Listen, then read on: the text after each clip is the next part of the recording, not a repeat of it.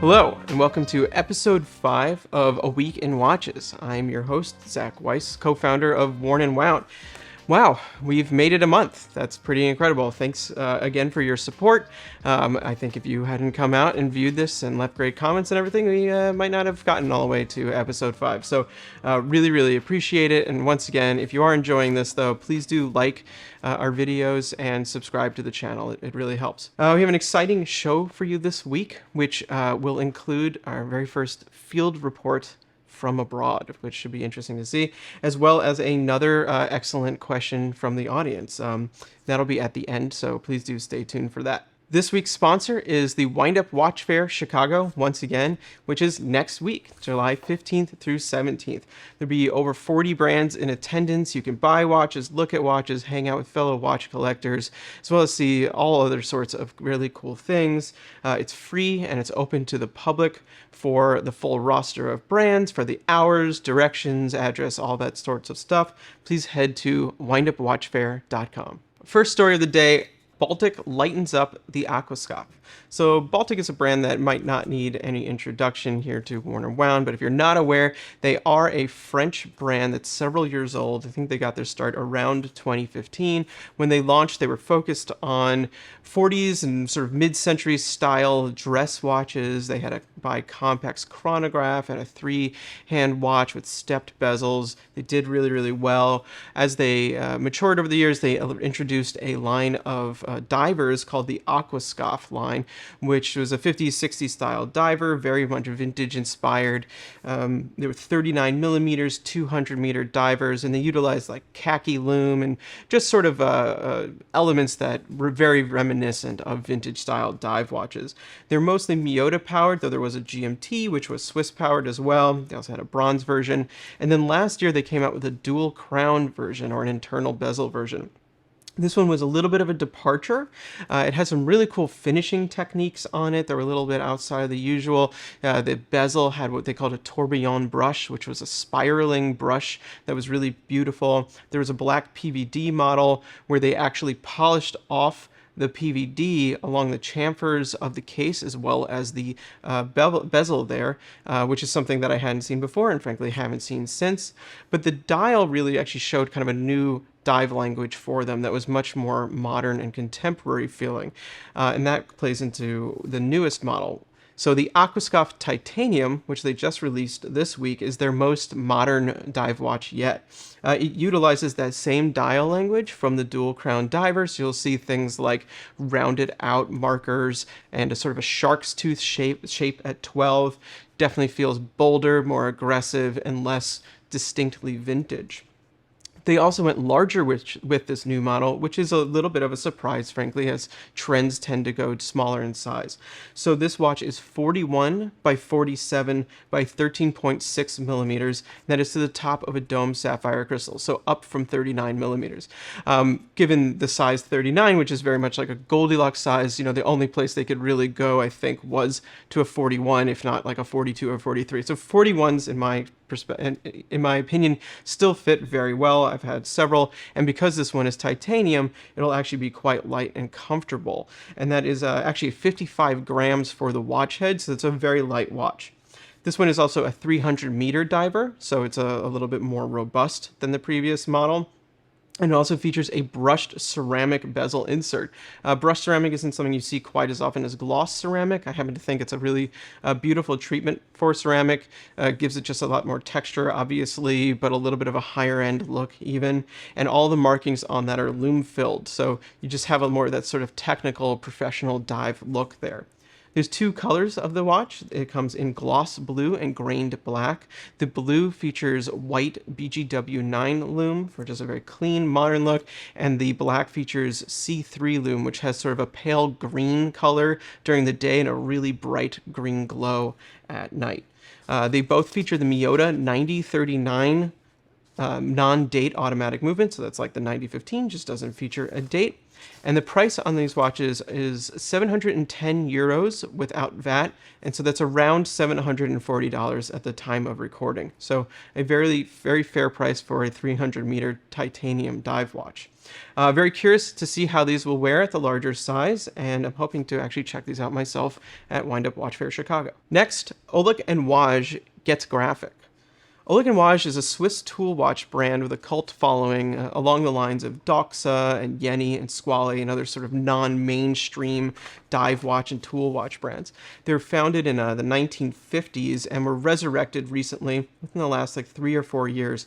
Their current collection, also very robust tool watches, riff on their original designs but very much are a contemporary take on the models.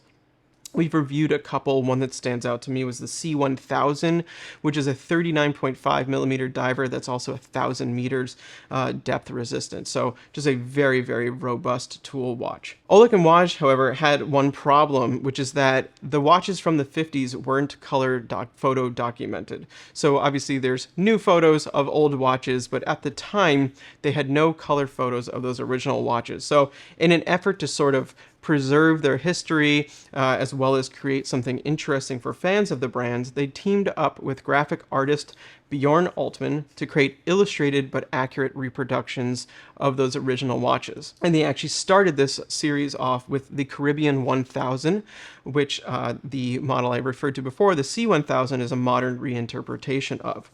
So it's a really cool project where they essentially just create these incredibly detailed drawings of the watches, colorize them, and they show you that sort of classic top-down, full dial, full watch head illustration, but then they get into the details even closer, and they'll show you the handset up close. They'll show you the numerals and the subtle little intricacies there up close. And what's great about this is that you don't have to go to Zurich, Switzerland, which is where they're based, to check these out. They are viewable on Instagram. And so that can be checked out at Ollech and Wajs, which is all spelled out one word, and maybe we'll put that somewhere on the screen.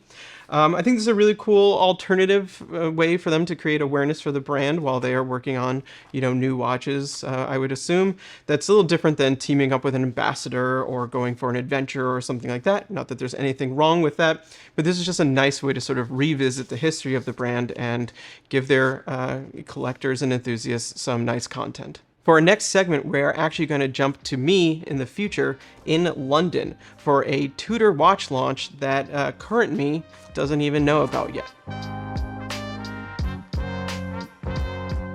Hello everyone, and welcome to a special edition of Release of the Week. I'm live, so to speak, in London in a hotel room, as you can see, and I was brought here to see the launch of the new 39mm Tudor Ranger. So it's a very exciting launch, I think. Tudor launches tend to be, but this one has a really cool element to it. And actually the reason why I'm in London is because today, July 8th, is actually the 70th anniversary of the British North Greenland expedition.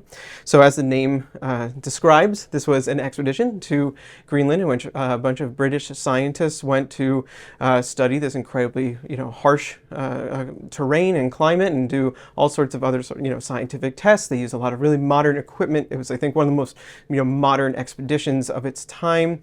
And one of the pieces of equipment that they had was actually 30 Tudor watches. So they weren't just wearing these watches to look fun in the snow.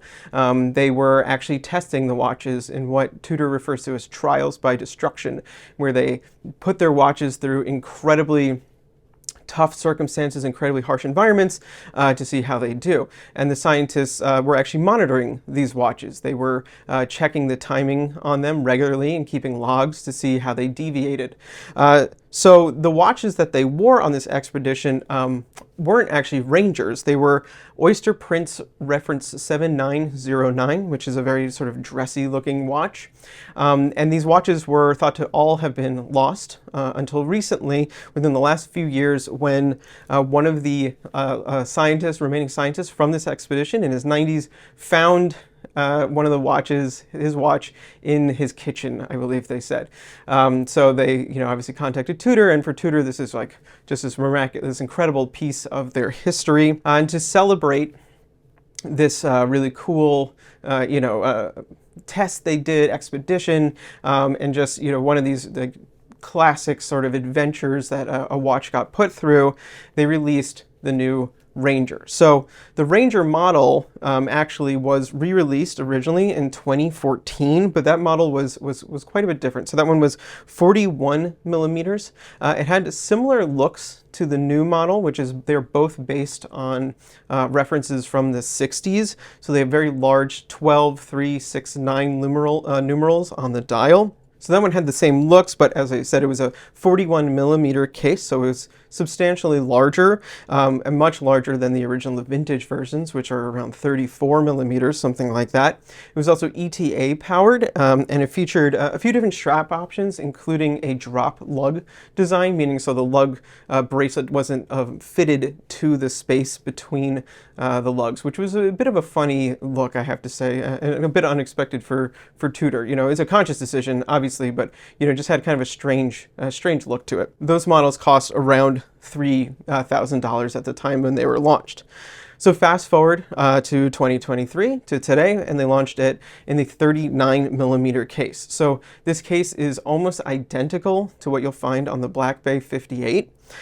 Which measures 39 millimeters by 47.75 millimeters by 12 millimeters. I didn't actually have a chance to measure the lug to lug on it, but holding it next to a Black Bay 58, which I definitely did get the opportunity to do, it was nearly identical. It also uses the same movement as the Black Bay 58, the MT5402. So this is one of Tudor's in-house movements. It's a chronometer, it has a 70-hour power reserve, a silicone escapement, free sprung balance. These have been proven to be very, high quality movements over the last few years that they've been in use regularly.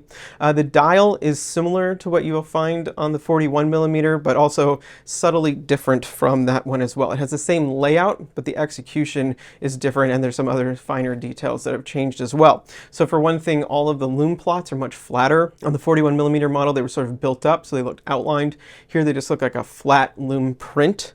The balance of the numerals themselves has sort of changed a little bit. The numerals feel a little bit larger on the dial than I believe they did and proportionally compared to the 41 millimeter model. There are some other subtle differences as well. Rather than the Tudor Rose, you have the Tudor Shield, and the text at the bottom has been simplified to just Ranger. Additionally, the second hand has now changed from an all red second hand to just a red tipped second hand for, I guess, a more subtle sort of style there. They've also updated the bracelet a little bit, so it is a fitted lug now, no longer is it a drop lug.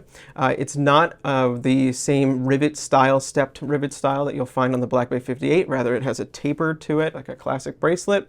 And it also has the T-Fit adjustable clasp, which I can speak from personal experience from wearing the Black Bay Pro, is really a fantastic addition to the bracelet. It gives you about a full length's worth of adjustability. So how does the watch wear? Well, I did get to try it on a few different straps, and I have to say, it obviously wears very well. It wears a lot like a Black Bay 58 in its footprint and in its profile. So it wears very slender, and I actually felt like it seemed smaller than the Black Bay 58 a little bit, perhaps because of the lack of a bezel. It definitely also felt smaller than the Black Bay Pro because it is, substantially thinner than that model. And it just looked really, looked really nice. Now, I've seen some comments that people wish it was smaller, like the original one.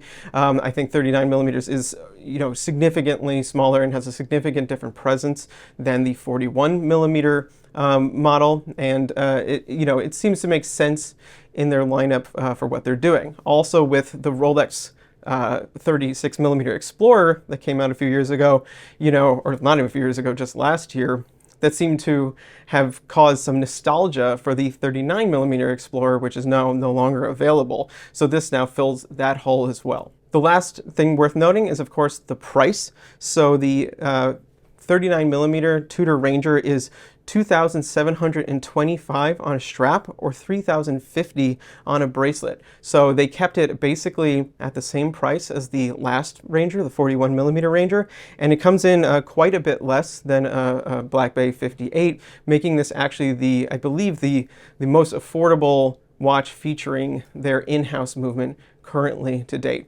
So let us know what you think about the new 39mm Tudor Ranger. Do you like it? Do you hate it? Do you want it? Let us know your thoughts and feelings below. Wow, Future Zach, great job in London. That was really outstanding. I'm lying, I still have no idea what they were launching there, but I hope it was great. On to this week's question. You've been submitting some really fantastic questions, so we can only pick one at a time, but this week's is from Lightspire.